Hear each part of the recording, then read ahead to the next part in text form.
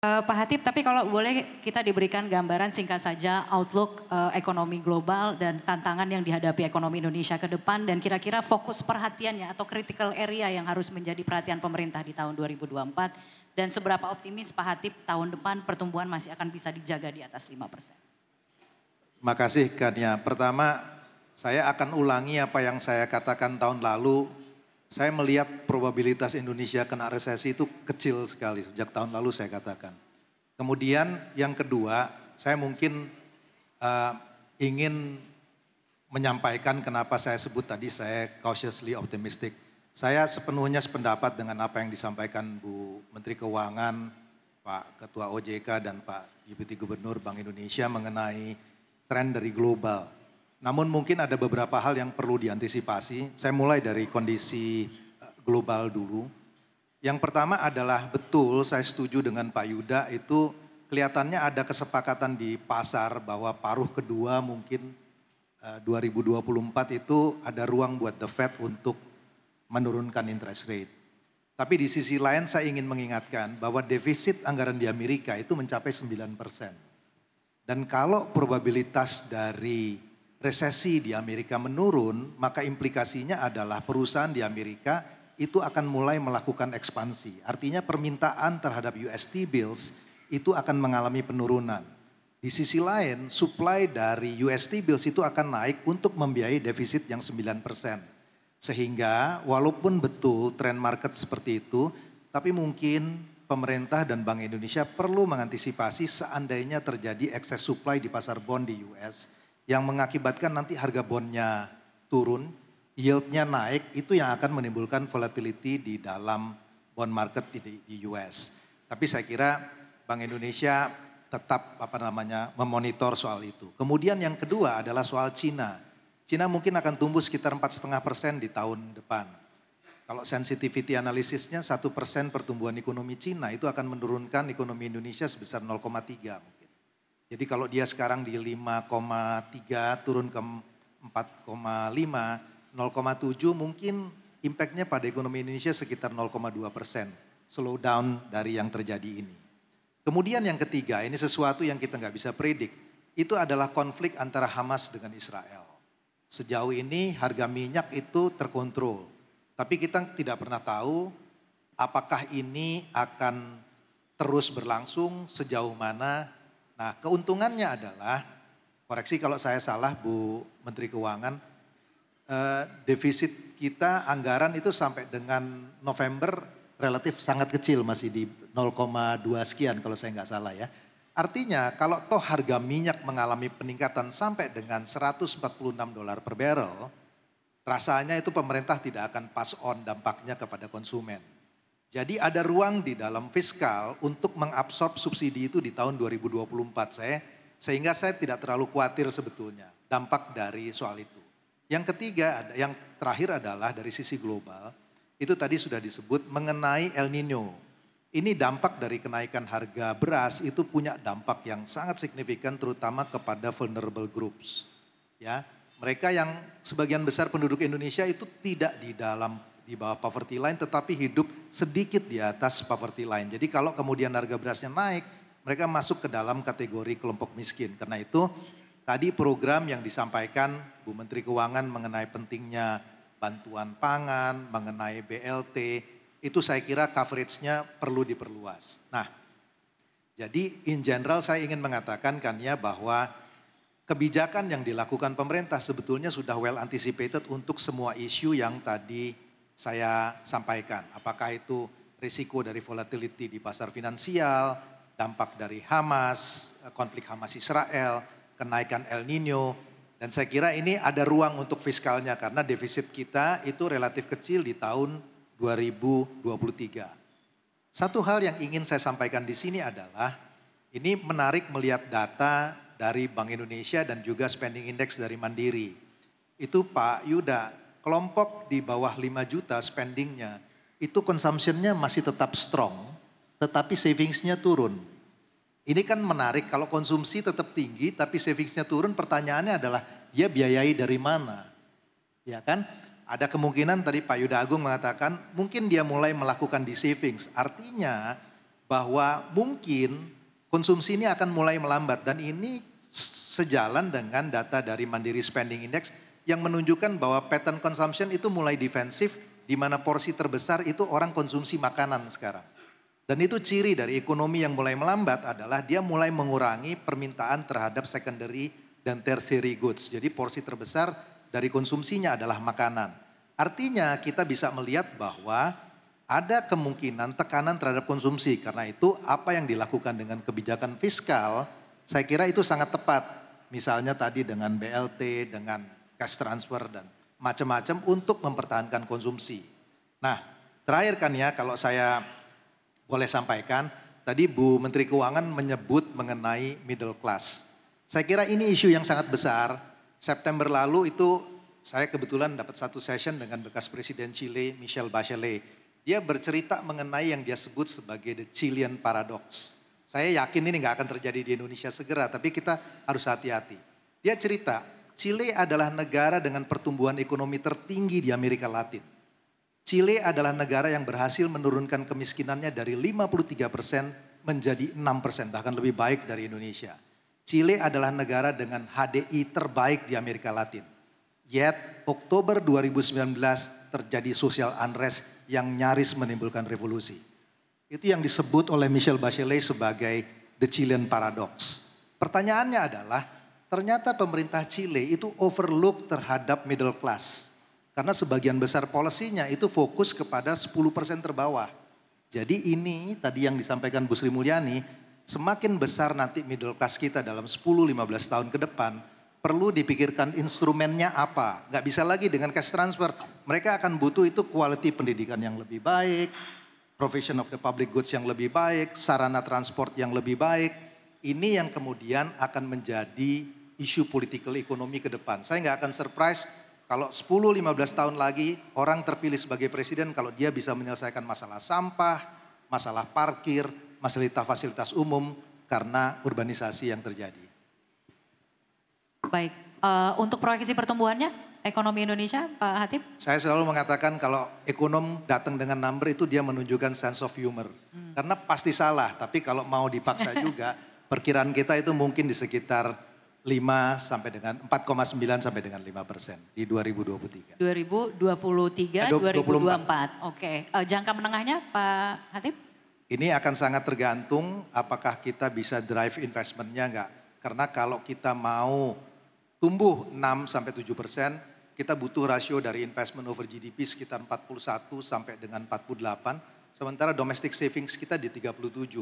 Jadi unless kita berhasil memperbaiki productivity untuk menurunkan ICOR, ekonominya mungkin akan bertahan pada kisaran sekitar 5,5 sampai dengan 6%, unless productivity bisa diimprove. Oke, baik, dan itu juga yang menjadi catatan dari sejak awal begitu ya. Bu Ani ingin menanggapi, Bu Ani? Ya, persoalan untuk tadi yang disampaikan mengenai middle class, itu adalah sesuatu yang memang kita perlu untuk terus mengkalibrasi policy-policy, karena di dalam fiskal fokusnya memang selama ini kalau untuk bottom 20% kita sudah relatively well established.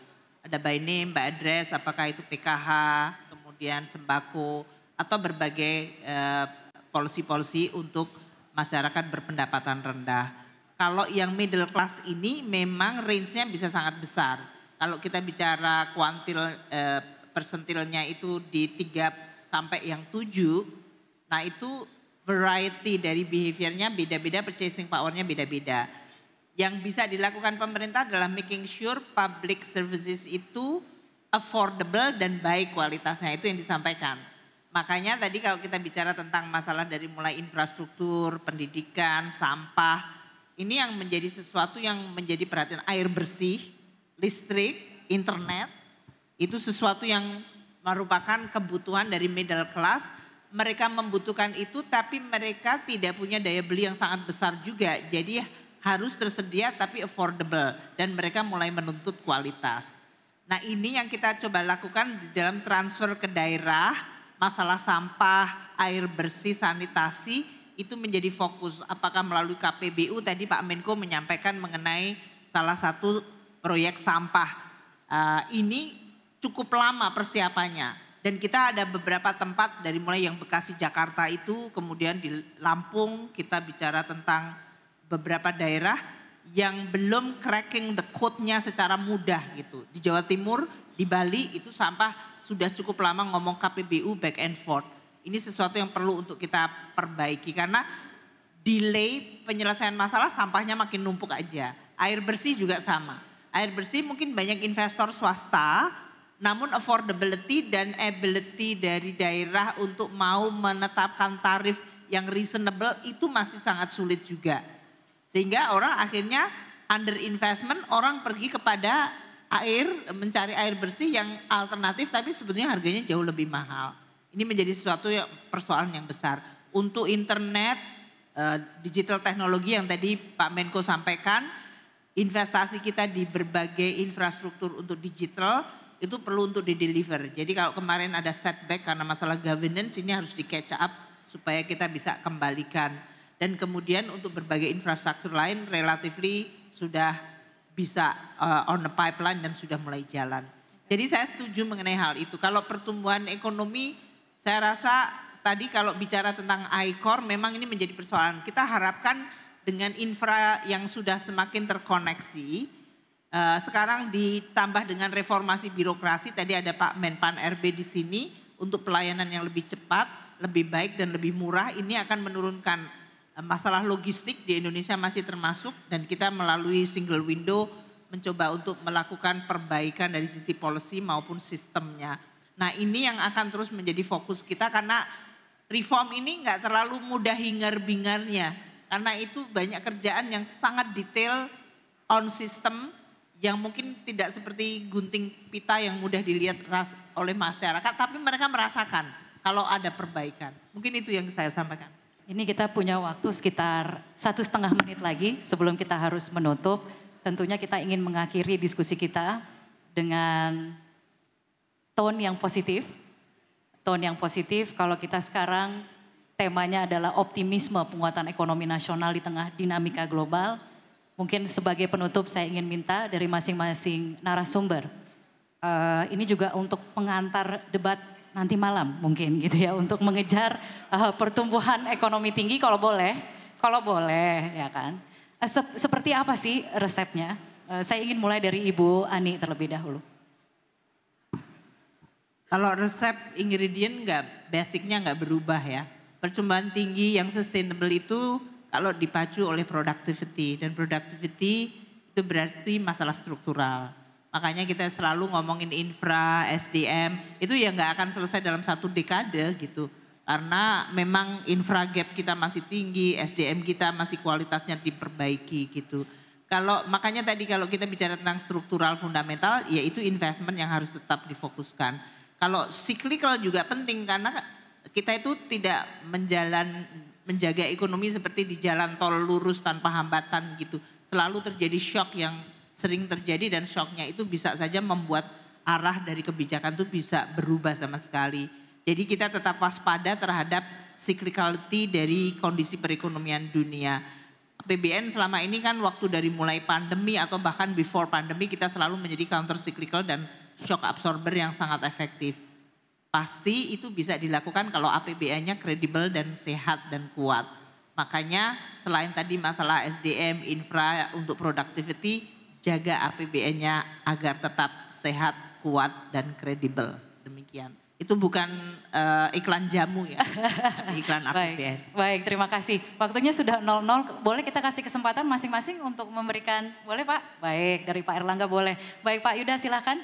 Resepnya Pak, ada resep khusus Pak untuk mengejar pertumbuhan ekonomi tinggi? Saya kira saya sama dengan Bu Menteri kalau memang kita ingin meningkatkan potensial GDP kita yang sekarang mungkin sekitar 5,5% gitu ya.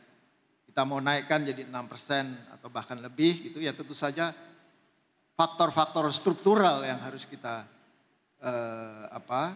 reform gitu ya. Pemerintah saya kira dengan infrastrukturnya, dengan hilirisasi itu adalah langkah yang sudah tepat. Ke depan tentu saja hal-hal yang termasuk R&D, education dan sebagainya itu adalah hal-hal memang yang harus menjadi PR kita bersama. Terima kasih. Baik, terima kasih Pak Yuda, Pak Mahendra.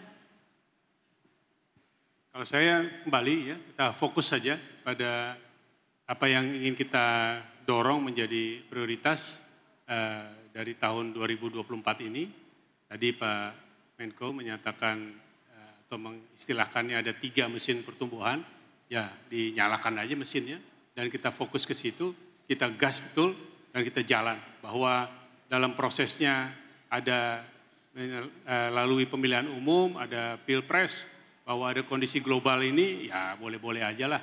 Tapi fokus kita, strategi kita, prioritas kita jelas untuk menjalankan mesin-mesin pertumbuhan itu dan semua energi, konsentrasi dan sinergi bangsa ada kepada langkah-langkah itu. Baik, terima kasih Pak Mahendra. Pak Khatib, penutup. Saya mungkin mengatakan kalau macroeconomic stability itu both Bank Indonesia dan Kementerian Keuangan sudah menjadi anchor yang sangat baik sehingga isu kita itu bukan lagi macroeconomic stability. Challenge-nya adalah kepada beyond macro stability. Dan itu tadi Bu Menteri Keuangan, Pak Deputi Gubernur Bank Indonesia juga sudah menyatakan isunya adalah productivity. Bagaimana perbaikan dalam quality human capital, di dalam governance, di dalam kelanjutan infrastruktur yang efektif dan efisien. Dan itu harus ada anchor-nya adalah quality spending yang baik dari fiskal. Dari setiap sen yang dibelanjakan itu punya impact kepada ekonomi. Tapi overall saya masih melihat bahwa Indonesia is a beacon dari region ini. Jadi gak banyak negara yang bisa tumbuh 5% hari ini. Oke, baiklah kalau begitu boleh tepuk tangannya Bapak Ibu sekalian. Terima kasih Pak Yuda, Bu Ani, Pak Mahendra dan juga Pak Khatib. Jadi satu lagi mungkin yang perlu di-highlight tadi yang disinggung juga adalah koordinasi antar lembaga yang menjadi sangat krusial untuk mengawal dan juga memastikan ekonomi Indonesia ke depan tetap agile dalam menjawab tantangan zaman yang semakin berat. Tentunya di bawah komando Bapak Ibu inilah yang semoga sinergi otoritas moneter, fiskal dan juga sektor keuangan dapat terus berjalan dengan baik sehingga apa yang kita cita-citakan bersama menuju Indonesia Emas 2045 dapat terwujud. Sekian dari saya kembalikan kepada MC. Terima kasih.